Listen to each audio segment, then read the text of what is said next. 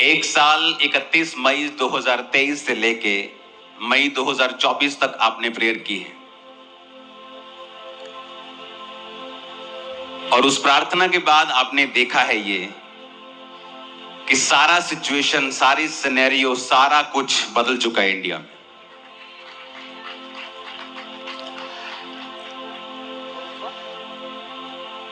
आपकी प्रेयर्स क्या कर सकती हैं, ये आपको पिछले एक साल ने बताया है।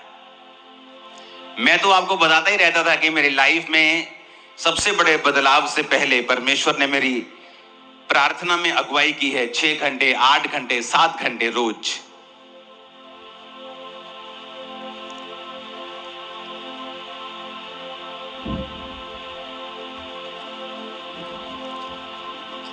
भजन संहिता 110 उसकी एक आयत, ये प्रभु ने मुझे अभी बताई है, आप स्क्रीन पे इसे निकाल के रखिएगा। भजन संहिता 110 उसकी एक आयत।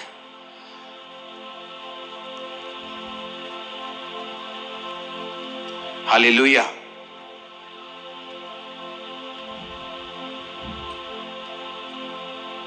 अपने पड़ोसी को बोलो, तेरी प्रार्थनाओं ने सब कुछ बदल दिया है। आप धूप में, तो मुझे भी दिल कर रहा है धूप में आने का, विटामिन डी पूरा हो जाएगा। वैसे तो होता नहीं, अंदर बैठे रहते सभी। हालेलुया। तो अपने पड़ोसी को बोलो, तेरी प्रार्थना ने सब कुछ बदल दिया है। आमीन। भजन संहिता 110 अगर आपके पास है तो उसे निकालेंगे। आप अपनी स्क्रीन पर उसे देख सकते हैं, अपने बाइबल में देख सकते हैं। मेरे प्रभु से यहोवा की वाणी यह है कि तू मेरे दाहिने हाथ बैठ, जब तक कि मैं तेरे शत्रुओं को तेरे चरणों की चौकी ना कर दूं। दाऊद कह रहा है प्रभु को, किसको कह रहा है? यीशु मसीह को। और दाहिने हाथ वो क्यों कह रहा है? बैठने के लिए।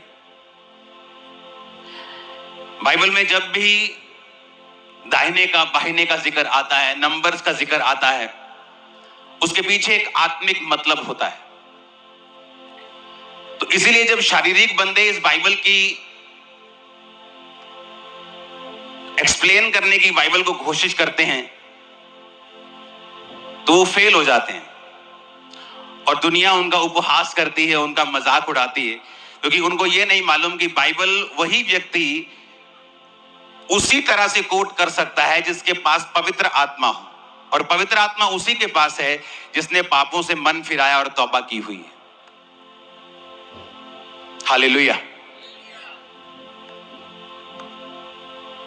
तो जब परमेश्वर ये कहता है कि मेरे प्रभु से यहोवा की वाणी ये है, दाऊद कहता है मेरे प्रभु यानी यीशु मसीह से यहोवा की वाणी ये है कि मेरे दाहिने हाथ बैठ। इसका मतलब क्या है? इसके दो मतलब हैं। पहला ये कि वो उस समय की भी बात कर रहा है जब प्रभु यीशु मसीह मृत्यु को लास्ट टाइम पर हराएगा और शैतान का अंत करेगा। वो एक अलग कहानी, आज उसके बारे में बात नहीं करेंगे। लेकिन अगर आप पवित्र वचन को ध्यान से पढ़ें और जिंदगियों को देखें, चाहे वो दाऊद की हो जिसने ये लिखा है वचन पवित्र आत्मा की प्रेरणा से, तो आपको ये बात समझ आएगी कि जो लोग परमेश्वर के दाहिने हाथ बैठे हैं या खड़े हैं, दाहिना हाथ, यीशु मसीह ने कहा जब अंत के दिन में न्याय होगा तो मैं अपने दाहिने हाथ वाले लोगों से कहूंगा जाओ। कहां जाओ? स्वर्ग में जो तुम्हारे लिए तैयार किया गया। बाहिने हाथ वाले लोगों से कहूंगा जाओ नरक में जो तुम्हारे लिए तैयार किया जाए। अब क्या मतलब समझे इसका? मेरे दाहिने हाथ आप लोग बैठे हैं और बाहिने हाथ मेरी बहनें बैठी हैं, तो क्या वो नरक में जाएंगी? नहीं।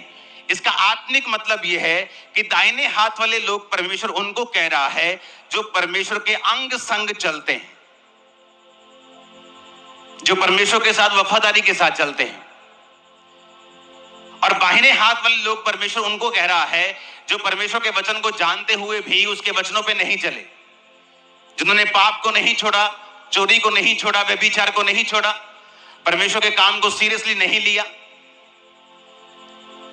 जो परमेश्वर के विरोधी बने रहे, परमेश्वर ने कहा उनको मैं कहूंगा कि जाओ उस नरक में जो तुम्हारे लिए तैयार किया गया है। आप एक बात को नोटिस कर लेना, जब भी कोई व्यक्ति परमेश्वर के दाहिने हाथ खड़ा या बैठा होगा, यानी वो व्यक्ति वही कर रहा होगा जो परमेश्वर ने उसको करने के लिए कहा है। वो पवित्रताई में, प्रार्थना में, उपवास में, विश्वास में परमेश्वर के साथ खड़ा है, अपनी प्रार्थना को परमेश्वर के सामने रख रहा है। ये वचन कहता है कि वो तुम्हारे दुश्मनों के तेरे पैरों के नीचे कर देगा, ये वचन कहता है। ਹਾਲੇਲੂਇਆ। ਸਾਰਿਆਂ ਨੂੰ ਮੇਰੇ ਵੱਲੋਂ ਜੈ ਮਸੀਹ ਦੀ। ਮੈਂ ਪਾਸਟਰ ਰੇਖਾ ਤੁਹਾਡਾ ਫਿਰ ਤੋਂ ਬਹੁਤ ਸਵਾਗਤ ਕਰਦੀ ਹਾਂ ਇੱਕ ਹੋਰ ਨਵੀਂ ਵੀਡੀਓ ਦੇ ਵਿੱਚ। ਆਸ ਰੱਖਦੀ ਹਾਂ, ਵਿਸ਼ਵਾਸ ਰੱਖਦੀ ਹਾਂ ਕਿ ਅੱਜ ਦੀ ਵੀਡੀਓ ਦੇ ਵਿੱਚ ਪਰਮੇਸ਼ਰ ਦੇ ਕਲਾਮ ਨੂੰ ਤੁਸੀਂ ਲਿਆ ਔਰ ਅਸੀਂ ਜਾਣਿਆ ਕਿ ਖੁਦਾਵੰਦ ਕਿੱਦਾਂ ਆਪਣੇ ਧਰਮੀ ਲੋਕਾਂ ਦੇ ਨਾਲ ਰਹਿੰਦਾ, ਉਹ ਕਿੱਦਾਂ ਲੜਾਈ ਲੜਦਾ ਧਰਮੀ ਲੋਕਾਂ ਦੀ। ਹਾਲੇਲੂਇਆ। ਜਦੋਂ ਤੁਸੀਂ ਪਰਮੇਸ਼ਰ ਦੇ ਨਾਲ ਵਫਾਦਾਰ ਚੱਲਦੇ ਹੋ, ਨਿੱਤ ਪ੍ਰਾਰਥਨਾ ਵਿੱਚ ਰਹਿੰਦੇ ਹੋ, ਤੁਸੀਂ ਧਰਮ ਦੇ ਕੰਮ ਕਰਦੇ ਹੋ, ਪਰਮੇਸ਼ਰ ਦੇ ਲਈ ਖੜੇ ਹੁੰਦੇ ਹੋ ਤਾਂ ਪਰਮੇਸ਼ਰ ਤੁਹਾਡੇ ਲਈ ਖੜਾ ਹੁੰਦਾ। ਖੁਦਾਵੰਦ ਦੇ ਦਾਸ ਨੇ ਤੁਹਾਨੂੰ ਅਤੇ ਸਾਨੂੰ ਸਾਰਿਆਂ ਨੂੰ ਸਮਝਾਇਆ ਕਿ ਪਰਮੇਸ਼ਰ ਦੇ ਪ੍ਰਤੀ ਜਦੋਂ ਅਸੀਂ ਸਟੈਂਡ ਲੈਂਦੇ ਹਾਂ ਤਾਂ ਪਰਮੇਸ਼ਰ ਸਾਡੇ ਲਈ ਸਟੈਂਡ ਲੈਂਦਾ। ਉਹ ਸਾਡੀ ਲੜਾਈ ਨੂੰ ਲੜਦਾ, ਸਾਨੂੰ ਜਿੱਤ ਦਿੰਦਾ। ਹਾਲੇਲੂਇਆ। ਅਤੇ ਸ਼ੈਤਾਨ ਸ਼ਰਮਿੰਦਾ ਹੁੰਦਾ। ਹਾਲੇਲੂਇਆ। ਇਸ ਲਈ ਪਰਮੇਸ਼ਰ 'ਤੇ ਭਰੋਸਾ ਰੱਖਿਆ ਕਰੋ, ਕਿਸੇ ਇਨਸਾਨ ਦੇ ਉੱਤੇ ਨਹੀਂ, ਕਿਉਂਕਿ ਇਨਸਾਨ ਲੜਾਈ ਵਿੱਚ ਵਿਫਲ ਹੋ ਸਕਦਾ ਪਰ ਪਰਮੇਸ਼ਰ ਲੜਾਈ ਦੇ ਵਿਫਲ ਨਹੀਂ ਬਲਕਿ ਜੈਵੰਤ ਹੁੰਦਾ। ਹਾਲੇਲੂਇਆ। ਇਸ ਲਈ ਸਾਨੂੰ ਲੋੜ ਆ ਸਾਰਿਆਂ ਨੂੰ ਪਰਮੇਸ਼ਰ ਦੇ ਉੱਤੇ ਭਰੋਸਾ ਰੱਖਣ ਦੀ, ਆਪਣੀ ਲੜਾਈ ਨੂੰ ਲੜਨ ਦੇ ਲਈ, ਤਾਂ ਕਿ ਅਸੀਂ ਆਪਣੀ ਲੜਾਈ ਨੂੰ ਲੜੀਏ ਅਤੇ ਜਿੱਤ ਸਕੀਏ ਅਤੇ ਸ਼ਤਰੂ ਸ਼ਰਮਿੰਦੇ ਕੀਤੇ ਜਾਣ ਪ੍ਰਭੂ ਯਿਸੂ ਮਸੀਹ ਦੀ ਹਜ਼ੂਰੀ ਦੇ ਵਿੱਚ। ਹਾਲੇਲੂਇਆ। God bless you. ਪ੍ਰਭੂ 'ਚ ਸਦਾ ਆਨੰਦਿਤ ਰਹੋ।